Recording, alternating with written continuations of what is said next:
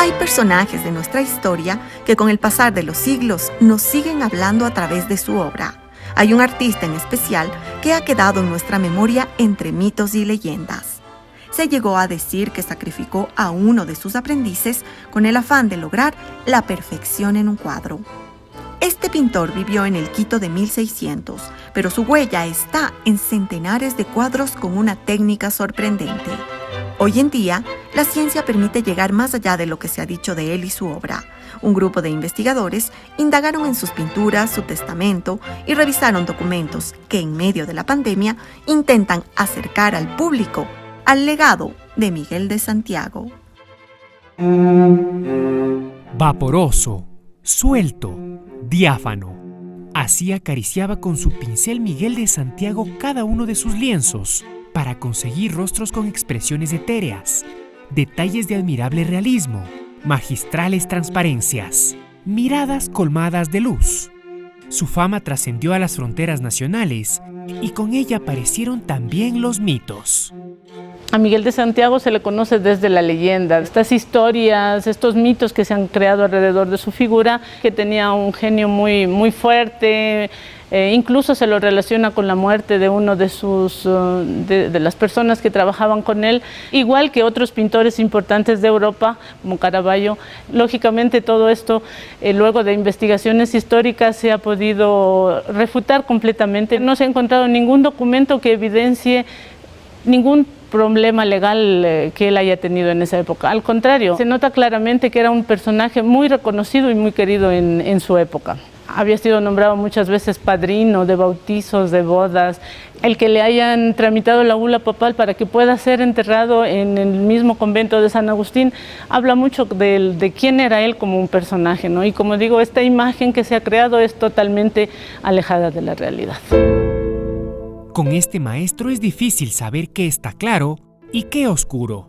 La controversia aparece desde su mismísima fecha de nacimiento. Miguel de Santiago nace en Quito. Es hijo de padres indígenas, tanto su madre como su padre, Lucas Bisuete, ¿no? Su madre adquiere una propiedad en el barrio de Santa Bárbara, porque la casa es de propiedad de su madre. Entonces yo digo que el año más probable es precisamente 1633, una vez que comienzan a vivir juntos su padre y su madre. Su padre tenía otra familia, entonces jamás pudo formar una familia con la madre de Miguel de Santiago, ¿no? Entonces el barrio llamado de Buenos Aires, que para mí ahora es San Juan, de Santa Bárbara para arriba, ahí vivieron. El joven Miguel Bisuete se interesó temprano en la pintura, pues la llevaba en la sangre. Su padre también fue pintor, y no cualquiera. Lucas Bisuete igual fue maestro pintor, que tuvo contratos importantes. En primer lugar teníamos ya mencionado un encargo en la catedral. No cualquiera pinta para la catedral, ¿no? Yo descubrí un documento en donde él está siendo contratado para pintar cuadros que van a decorar el salón principal para la Real Audiencia. Si el apellido de su padre era Bisuete, ¿por qué se lo conoce como Miguel de Santiago? Se dice que quedó huérfano muy joven y que fue adoptado por Hernando de Santiago, pero ahora hay evidencia documental de que eso es falso. Yo sospecho que a pesar de que Miguel de Santiago fue prohijado por Hernando de Santiago, que era una principal autoridad de Riobamba, él nunca dejó esa relación con su padre. Este ahijamiento de Hernando de Santiago es para ayudarle a subsistir, a darle una mayor posición económica que le permita acceder a educación, porque no todos los indígenas accedían a esto, ¿no? Entonces es para tener una situación un poco más acomodada, como para sentir el respaldo de alguien que está detrás tuyo. Conocido desde entonces como Miguel de Santiago, su pincelada fue ganando rápidamente prestigio y apenas con 23 años enfrentó un encargo que catapultó su carrera: pintar cuadros de gran formato sobre la vida, obra y milagros de San Agustín. Mi lógica es que siendo alumno de los propios agustinos, conociendo la valía, conociendo la destreza que tenía desde jovencito, se le da este encargo importante.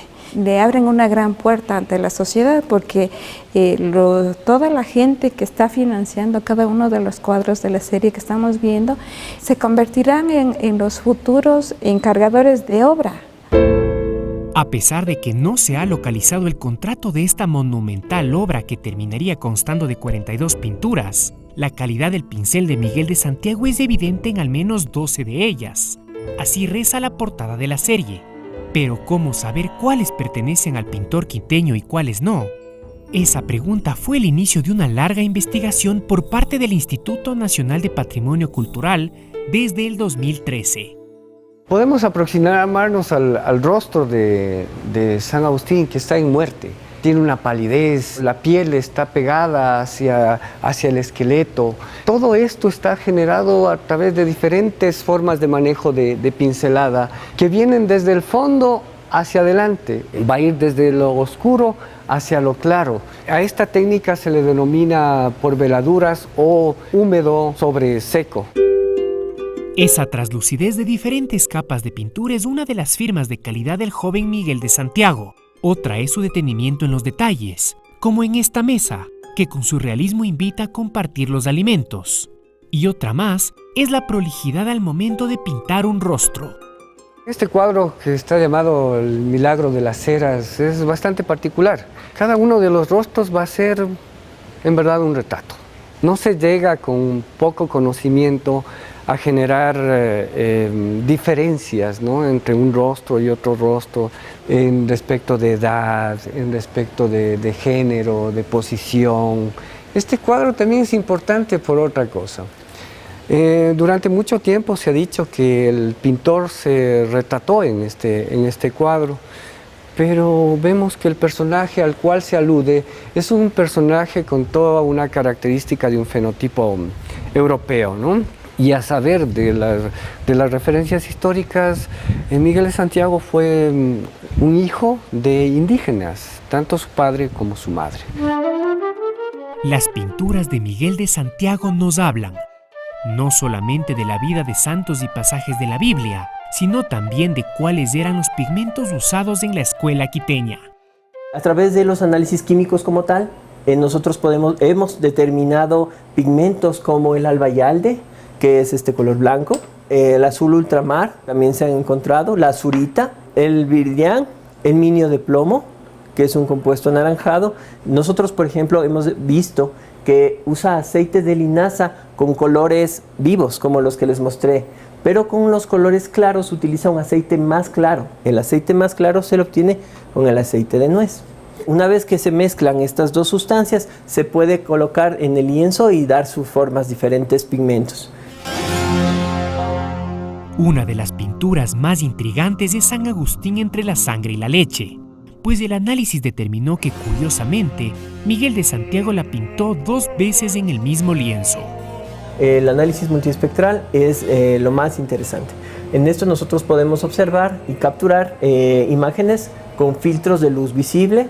Luego está el ultravioleta, el infrarrojo, y nosotros tenemos un filtro especial que es con una cámara que se llama InGas, la cual nos permite observar a través del infrarrojo cercano y poder develar la figura, que es esta figura que se encuentra aquí, que nos indica que el lienzo fue reutilizado. Lo que se puede observar es al santo con una mitra, se llama mitra papal, se le ve su rostro, además está con sus manos en forma de oración y está de pie. Se habla de un arrepentimiento sí diríamos, pero no porque el artista haya tenido una mala calidad de trabajo, sino es por generar en verdad esa calidad. No le convencía que esté representado San Agustín de esa manera. Esa búsqueda de perfección fue curtiendo el estilo de Miguel de Santiago. Evidencia de ello es la serie de cuadros en el Museo del Convento de San Francisco, entre los que destaca la Inmaculada Eucarística, pintura que condensa la etapa de madurez del pintor quiteño. Miguel de Santiago, su advocación, como se establece en su testamento, está dado hacia la Inmaculada, hacia la Virgen María en sí. Por ende, en esta obra se ve ese apasionamiento. Como por ejemplo en los pliegues, si nosotros observamos los pliegues del personaje que está al lado izquierdo de la obra, que es Jesús resucitado y que está ya en el cielo, estos pliegues se nos muestran vaporosos. Casi uno puede tocarlo, ¿no? Ve el movimiento que tiene la tela al caer. Otra particularidad también aquí muy marcada de la técnica de Miguel de Santiago es el rostro de la Virgen. Trabajado con manchas en general. Para profundizar la mirada utiliza uno de los pigmentos que lo caracteriza, que es el uso del azul esmalte. El dibujo no existe, existe la mancha. Cada uno de los elementos está trabajado con el fondo. Si podemos observar en la parte del cabello, el cabello es el color del fondo y con unas ligeras veladuras consigue dar luz al cabello. Este particular estilo fue de gran ayuda para la evangelización en territorio quiteño, pues Miguel de Santiago se volvió famoso en convertir los abstractos dogmas de la Iglesia en didácticas obras llenas de gracia, color y movimiento. Su obra fue abundante, tanto que no es posible establecer un número exacto de pinturas tocadas por su pincel, en parte porque muchos han alegado tener uno de sus cuadros en casa. Perdónenme el término, pero súper manoseado. Su prestigio, su forma de pintar, se han querido atribuir cuadros que no les llegan ni a los pies. O sea, después de haber descubierto la calidad de artista que él es, se han atribuido cualquier cosa para él. Tengo un cuadro de aproximadamente 300 obras atribuidas a la obra de él. De esas podríamos estar pensando en una tercera parte de mano del artista, no más. Miguel de Santiago fue enterrado en algún lugar del convento de San Agustín tras su muerte en 1706, un privilegio reservado a muy pocos. Así se cumplió la voluntad expresada en su testamento. Este documento hoy reposa en el Archivo Nacional y es la clave para entender otros aspectos de su vida. No contamos con documentos originales de puño y letra de él. Este sería un compendio de todas esas cosas.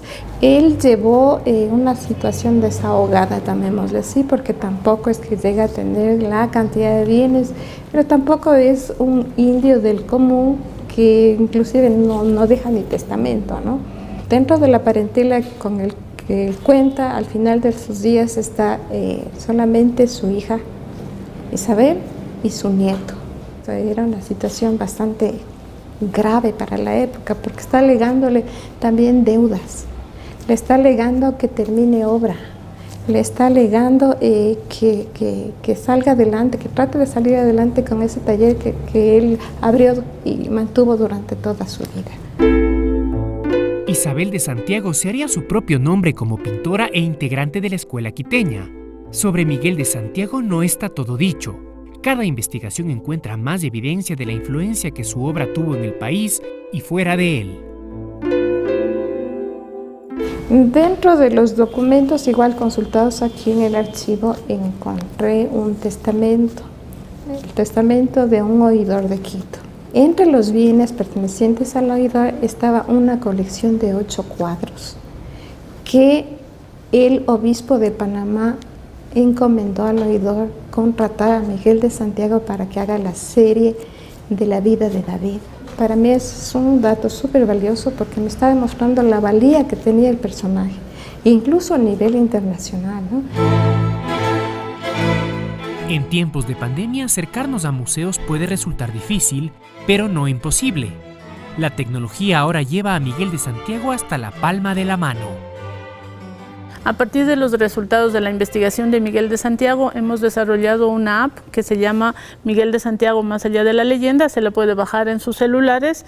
Esta tiene 4 formas de obtener información. La primera es sobre la información sobre la exposición, una mediateca que recoge los videos, los textos que se han desarrollado a través de todo el proyecto.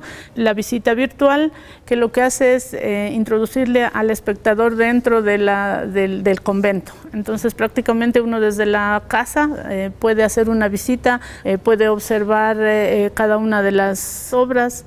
Este producto está desarrollado específico para este tiempo de pandemia para facilitar que la gente pueda acceder a la información del proyecto y principalmente lo pueda conocer y pueda valorizarlo al maestro por todas sus cualidades como pintor o como persona. Como parte también de la exposición se ha creado un área de realidad aumentada en la cual podemos acercarnos a la obra, ubicar el disparador de la imagen, vamos a obtener información acerca de la obra. En este caso, parte de la investigación realizada acerca de los colorantes que se han empleado en la obra.